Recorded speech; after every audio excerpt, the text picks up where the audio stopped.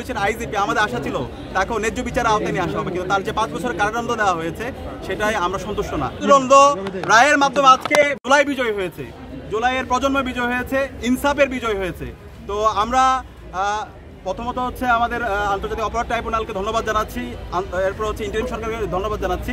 এই খুনি হাসিনাকে যে মৃত্যুদণ্ড রায়, তার যে অপরাধ, সেই অপরাধ অনুযায়ী তার প্রথম রায়, তাকে মৃত্যুদণ্ডের রায় ঘোষণা দেওয়ার জন্য, একই সাথে সাবেক স্বরাষ্ট্র মন্ত্রী খুনি আসাদুজ্জামান কামাল তার মৃত্যুদণ্ড রায় ঘোষণা দেওয়ার জন্য, এবং আরেকজন যে পুলিশের আইজিপি আমাদের আশা ছিল তাকেও ন্যায্য বিচারের আওতায় নিয়ে আসা হবে, কিন্তু তার যে 5 বছরের কারাদণ্ড দেওয়া হয়েছে সেটাই আমরা সন্তুষ্ট না। আমরা আশা করব তার এই রায়টা যেন নতুনভাবে রিভিউ করা হয়, কারণ সে যেভাবে সারা ঢাকা এবং সারা দেশে গণহত্যা এবং শিশু হত্যায় তার নির্দেশ হয়েছে, সেই অনুযায়ী সে রাজসাক্ষী ছিল, কিন্তু আমরা আশা করেছিলাম তার যে বিচার সে জায়গায় আরও ন্যায্য বিচার নিশ্চিত করা হবে, কিন্তু সেটা নিয়ে আমরা সন্তুষ্ট না। আমরা অনুরোধ করব সেই জায়গায় যেন রিভিউ করা হয়।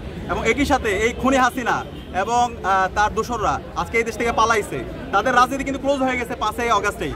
বাংলাদেশে আর তাদের রাজনীতি কখনো ফিরে আসার সুযোগ নাই। আজকের রায়ের মাধ্যমে তাদেরকে একদম কবরস্থ করা হয়েছে। আওয়ামী লীগের রাজনীতি এবং সন্ত্রাসীদের রাজনীতি একদম মাটির নিচে তাদেরকে দাফন করে ফেলা হয়েছে। এখন মূল কাজ হবে এই খুনি হাসিনা এবং তার দোষরদেরকে দেশে নিয়ে আসা, দেশে নিয়ে এসে রায় কার্যকর করা, ফাঁসিতে ঝোলানো। এটা আমাদের সবার দাবি, এটা শহীদদের দাবি, শহীদ পরিবারের দাবি। তো আমরা খুব দ্রুত সময়ের মধ্যে সবাইকে অনুরোধ করবো, যারা দায়িত্বশীল পর্যায়ে আছে, ইন্টারিম এবং হচ্ছে আন্তর্জাতিক অপরাধ ট্রাইব্যুনালে যে প্রসিডিউরগুলো আছে সেগুলো শেষ করে খুব দ্রুতই খুনি হাসিনা এবং তার দোষরদেরকে নিয়ে এসে তাদেরকে যেন দ্রুত ফাঁসিতে ঝুলাইয়ে রায় কার্যকর করা হয়, সেই দাবি থাকে।